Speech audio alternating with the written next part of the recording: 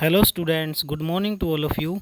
Let us start lecture number 3rd and unit is 3rd of 11th class chemistry.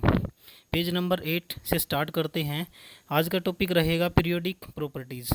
देखिए periodic table की कुछ properties discuss हम करेंगे इस लेक्चर के अंदर। What are periodic properties? The properties in periodic table which change slowly in the group and the periods are called periodic properties. ऐसी property बच्चों जो क्या हैं, ऊपर से नीचे जाने पर बढ़ती हैं या घटती हैं, लेफ़्ट टू राइट जाने पर पीरियोडिक टेबल के अंदर इंक्रीज़ या डिक्रीज़ होती हैं, तो उनको हम क्या बोलते हैं? Periodic properties. क्लियर? तो ये हम डिस्कस करेंगे बच्चों इस चैप्टर में। Size and radius, atomic size और रेडियस क्या होता है इसके बारे में डिस्कस करते हैं हम सबसे पहले। फिर हम पढ़ेंगे electronegativity. After that we will discuss about ionisation enthalpy और एनर्जीज़, और उसके बाद पढ़ेंगे इलेक्ट्रॉन एफिनिटी, जिसको हम बोल सकते हैं इलेक्ट्रॉन गेन एंथैल्पी। क्लियर? चलिए फर्स्ट प्रॉपर्टी से स्टार्ट करते हैं। आज हम एटॉमिक रेडियाई क्या होती है, एटॉमिक रेडियस क्या होती है बच्चों। जैसे मैं आपको समझाता हूँ, देखो ये मेरे पास कोई एटम है। Clear? This is an atom. इस एटम का भी बच्चों बीच में क्या होता है? न्यूक्लियस। ठीक है, ये न्यूक्लियस है भाई। इस न्यूक्लियस से क्या है, आउटर मोस्ट सेल के, मान लो ये सेल, इसमें इतने सारे सेल हैं, ठीक है। तो इस न्यूक्लियस से क्या है, आउटर मोस्ट सेल के बीच की दूरी, ये वाली भी एटॉमिक रेडियाई है, ये वाली भी एटॉमिक रेडियाई है, ये सारी क्या है इसकी एटॉमिक रेडियाई। क्लियर है? इसको पिकोमीटर में मापा जाता है भाई। किस में मापा जाता है? पिकोमीटर में। तो distance between the nucleus and the outer most shell is known as atomic radii. The distance from the centre of the nucleus to the outer most shell of the electron, it is difficult to determine the exact radius of the atom. भाई atom का small size है, atom का size कितना होता है? 1.2 ऑंगस्ट्रॉम। ये इतना small size है कि इसकी रेडियस को जो है मेज़र करना इतना डिफ़िकल्ट होता है, इतना इजी नहीं होता, और इसको मापा भी जाता है तो पिकोमीटर में मापा जाता है बच्चों। ठीक है? वेरिएशन देखो भाई, ऊपर से नीचे जाएंगे तो कैसे वेरी करेगी ये। डाउन द ग्रुप डिस्कस करते हैं। जैसे ही आप डाउन द ग्रुप जाते हो, एटॉमिक रेडियाई या एटम का साइज़ क्या होता है? इंक्रीज़ होता है। क्यों इंक्रीज़ होता है? क्योंकि डाउन द ग्रुप जाने पर एटॉमिक नंबर बढ़ता है, और एटॉमिक नंबर बढ़ेगा तो क्या बच्चों? नंबर ऑफ सेल बढ़ेंगे, और नंबर ऑफ सेल जितने ज़्यादा सेल होंगे उतना ही ज़्यादा एटम का साइज़ होगा। क्लियर है? समझाता हूँ, देख लीजिए। जैसे मेरे पास हाइड्रोजन है, हाइड्रोजन के लिए मैं अगर सेल बनाऊँ तो मेरे पास ये हाइड्रोजन का साइज़ है भाई। देखो एक सेल है, एक में एक इलेक्ट्रॉन लास्ट सेल में, ठीक है, इतना साइज़ हो गया। फिर मैं बात करूँ लिथियम की, लिथियम का एटॉमिक नंबर 3 होता है, तो फर्स्ट में 2, सेकंड में 1, इसका साइज़ और बड़ा हो गया। अगर मैं उसके बाद बात करता हूँ किसकी बच्चों? सोडियम की। सोडियम की बात करूँ तो सोडियम की बात जब मैं करूँ तो क्या हो जाएगा सोडियम के अंदर? फर्स्ट में 2, फिर 8, फिर 1, 11 के लिए, है ना। तो जितने नीचे हम जाते जाएंगे ना बच्चों, क्या है, एटॉमिक नंबर बढ़ने से साइज़ भी बढ़ता जाता है, साइज़ बढ़ने से रेडियस बढ़ेगी। ये इसका रीज़न होता है। ठीक है, सिंपल है बड़ा। बट जब लेफ़्ट टू राइट जाओगे तो लेफ़्ट टू राइट जाने पर जो है, पीरियड के अलोंग जाने पर एटॉमिक रेडियाई डिक्रीज़ करता है। क्यों डिक्रीज़ करता है बच्चों, बताओ? इसको समझना जरूरी है, क्योंकि न्यूक्लियर साइज़ क्या होता है भाई, न्यूक्लियर का जो न्यूक्लियस के ऊपर जो चार्ज है ना, वो चार्ज क्या है, बढ़ जाता है, इंक्रीज़ कर जाता है। ठीक है, जिसके कारण इलेक्ट्रॉन जो है ना न्यूक्लियस की तरफ खिंचा चला जाता है, और इलेक्ट्रॉन जब न्यूक्लियस की तरफ खिंचाव करता है, ऐसे जाता है पॉजिटिव चार्ज की तरफ, तो जब खिंचाव होगा तो क्या है इस तरह का, तो थोड़ा सा साइज रिड्यूस करेगा भाई। इसलिए नंबर ऑफ सेल तो यहाँ पे बढ़ नहीं रहे हैं, नंबर ऑफ सेल यहाँ पे नहीं बढ़ते हैं। ठीक है, left to right number of shell increase नहीं करते, बल्कि क्या है यहाँ पर क्या होता है, न्यूक्लियर चार्ज बढ़ता है। जैसे आप देख सकते हैं, एक एग्जाम्पल से समझाता हूँ आपको मैं। I am taking an simple example, देख लीजिएगा। जैसे मेरे पास बच्चों यहाँ पे क्या है, हमारे पास एक तो बेरिलियम है भाई, ठीक है, बेरिलियम के बाद एक बोरोन है। तो अगर बेरिलियम की कन्फिग्रेशन करता हूँ तो मैं फर्स्ट में 2, सेकंड में भी 2, है ना, तो ये इसका साइज़ हो गया। बोरोन की मैं बात करूँ तो फर्स्ट में 2, सेकंड में 3, है ना। इलेक्ट्रॉन कहाँ पर है बच्चों, इसमें ध्यान से देखो, एक इलेक्ट्रॉन यहाँ हो सकता है, एक इलेक्ट्रॉन यहाँ, एक इलेक्ट्रॉन यहाँ, जबकि इसमें 2 इलेक्ट्रॉन यहाँ पे, एक इलेक्ट्रॉन यहाँ पे, मतलब ये दोनों इलेक्ट्रॉन क्या अलग अलग है, जबकि ये तीनों इलेक्ट्रॉन भी अलग अलग हैं। तो देखो प्रोटॉन का जो इफेक्ट है ना वो तो सेम है।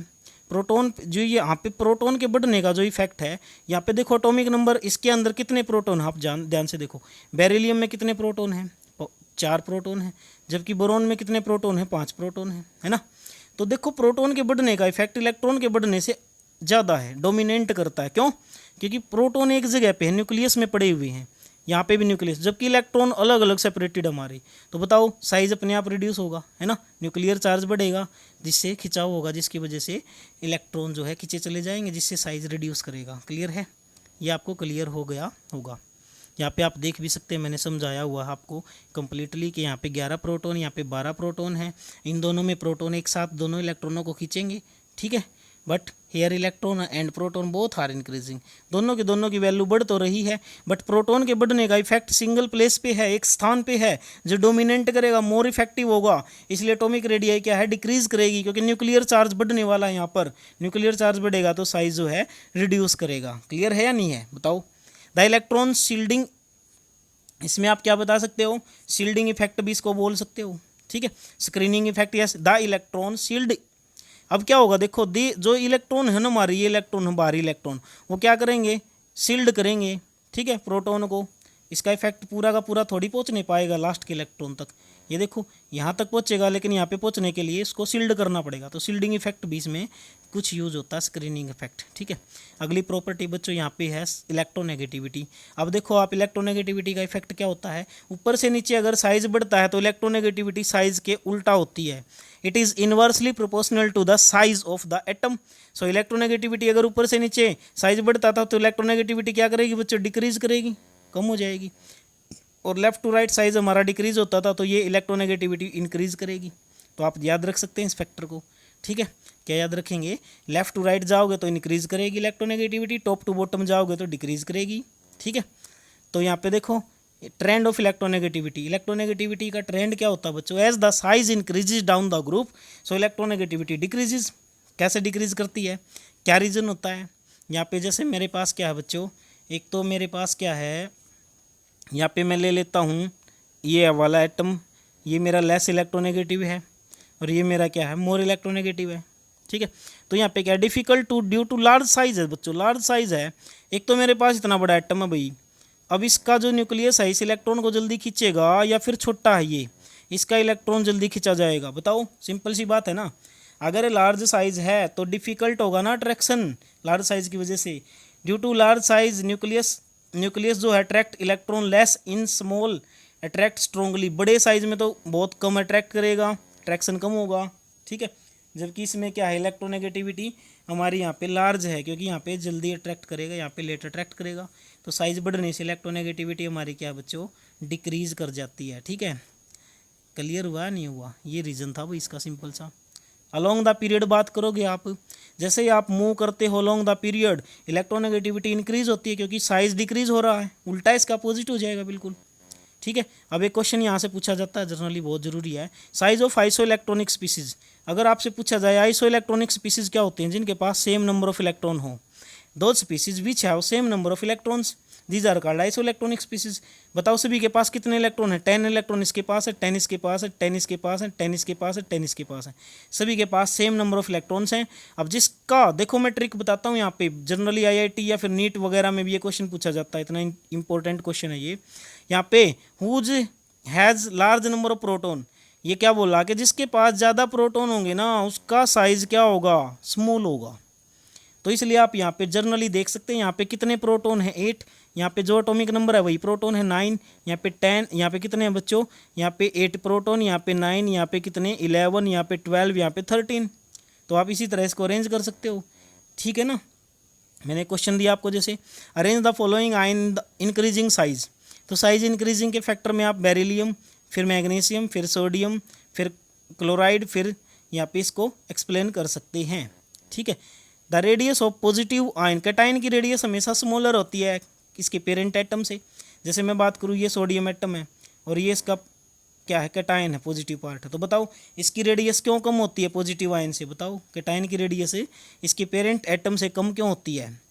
देखो मैंने ये बताया आपको कि the radius of positive cation is always smaller than that of parent atom. क्यों बच्चों, क्योंकि इसका जो पॉजिटिव पार्ट है ना, अगर मैं बात करूँ सोडियम की, देखो सोडियम अपना एक इलेक्ट्रॉन लॉस कर देगा तो पॉजिटिव आयन बनाएगा, जब इसका एक इलेक्ट्रॉन लॉस हो गया तो इसका एक सेल कम नहीं हो गया, अगर सेल कम होगा तो क्या होगा, इसकी साइज इसका कम हो जाएगा, जनरल सी बात है। इसी तरह से नेगेटिव आयन एक इलेक्ट्रॉन लेके आएगा तो उसका साइज थोड़ा सा ज़्यादा इंक्रीज कर जाएगा। आप देख सकते हैं इस डायग्राम में साइज का फैक्टर, क्योंकि इसमें इलेक्ट्रॉन जुड़ेगा तो साइज बढ़ेगा, इलेक्ट्रॉन अगर घटता है पॉजिटिव आयन बनता है तो साइज कम हो जाता है। ठीक है, क्लियर है ना? आप इस तरह से इसको एक्सप्लेन कर सकते हैं। तो चलिए एक प्रॉपर्टी और पढ़ लेते हैं इसकी। चलो इतना ही करेंगे बच्चों आज हम, उसके बाद फिर देखेंगे। ठीक है।